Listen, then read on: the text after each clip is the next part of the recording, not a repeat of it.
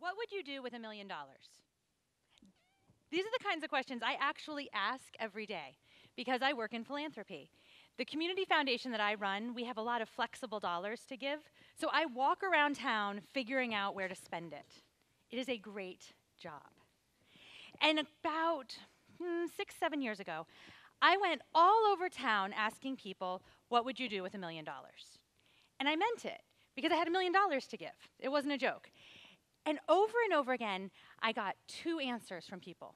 Either they would say, improve the lives of young children, make it better to be a little kid here, or they would say, improve our local economy. Well, I only had $1 million.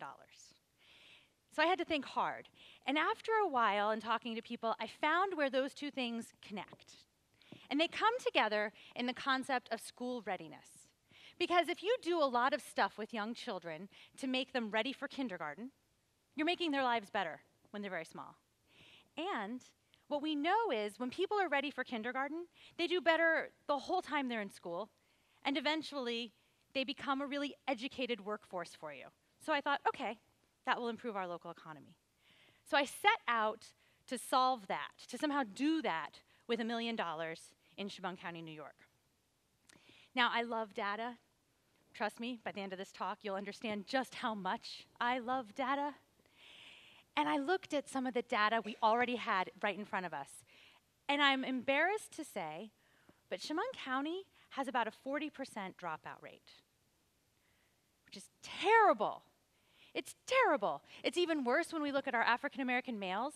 We're losing 55% of them. We can't sustain that. That's not, you can't have a community with that kind of dropout rate. So I looked a little bit deeper in the data, and based on one way of looking at young children, we learned that only 40% of them weren't ready for kindergarten. So there it was. The connection was right in front of us in the numbers. So I set out to put together a team to tackle this issue. And I went to every single person in the county that works with young children. Didn't matter what they did. Anything. Anytime they interacted with either little kids or their families, they were brought into our team. And bit by bit, I realized that I had a community full of experts. They were experts in one piece of the puzzle. We didn't need to go find a plan somewhere else. We could grow one right here. We could grow our own plan. And we did this. We created something called the Chemung County School Readiness Project. Our project was based in 4 key areas of work. The first was universal nurse home visits. So every single family having a baby in our county gets to have a nurse come to their house and teach them. Teach them to be that learning family that we know grows great students. And do you know that cliche that kids don't come with an instruction manual? We do better than that. You get your very own nurse that's an expert in child development. And along the way, this nurse helps you figure out how to teach your child, how all the interactions you have with your baby eventually lead to them learning language and helping them learn to read and becoming this student. So that's one whole thing. And over 90% of families said yes. Yes, I want to be part of that. I want you to come to my home. We would meet them at the hospital. They were a little woozy. They'd just had a baby. That's a nice, vulnerable time to meet someone. And they would sign up. But then they wouldn't drop out, which is great. They'd stay with us. The second area of work was with the child care providers in our community. What we know is that kids spend a lot of time in daycare, in child care. They're not at home with their parents all the time.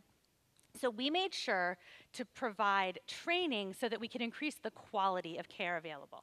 And so child care providers could see themselves as professional educators, as people helping these kids on their journey towards school.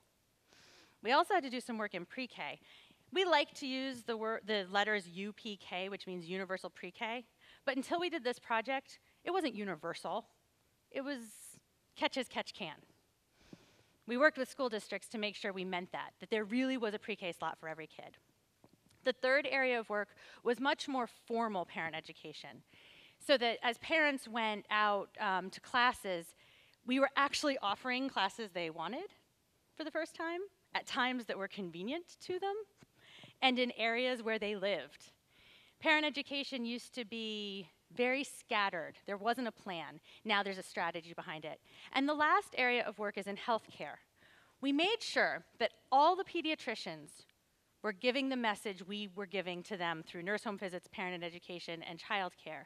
So that pediatricians were saying, hey, read to your baby every night. Hey, sing a song with your child. When a pediatrician tells you to do something as a young parent, you do it. They are the boss of you. Our pediatric community backing us up gave our project a lot of credibility. So we had one goal. Even though our work was all over the map, one goal. And that was to cut in half the number of kids unprepared for kindergarten in 5 years. It seemed doable.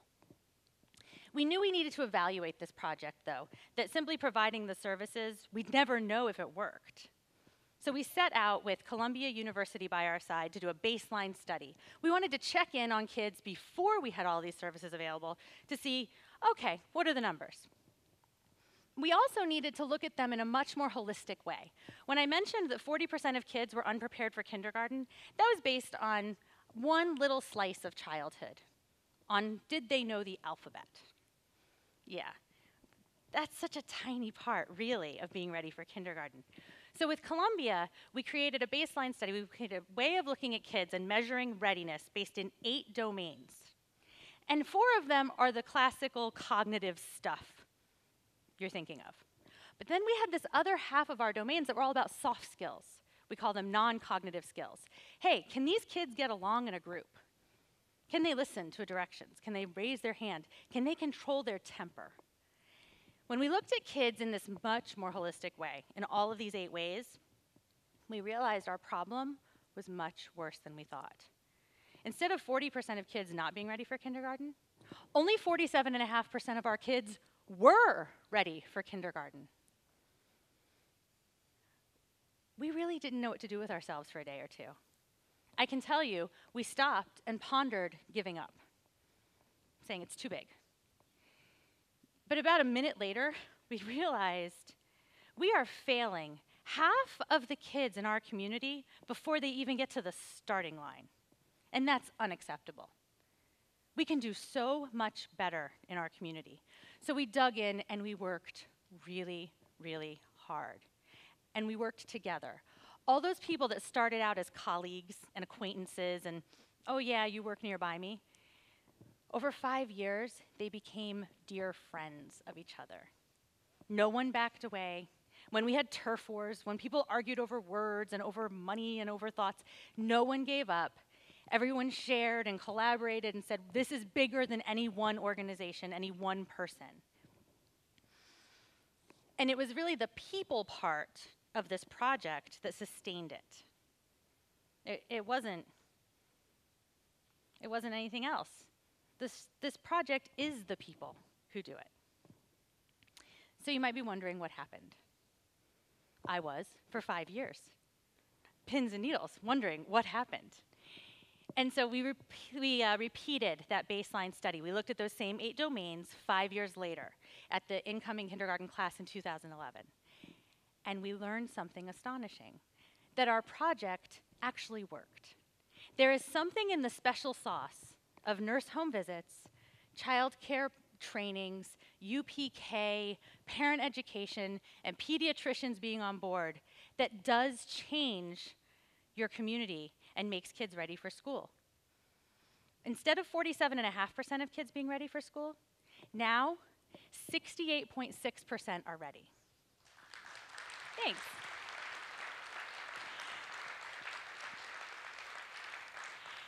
We really did nearly cut in half the number of kids not ready for kindergarten. And we did it in 5 years.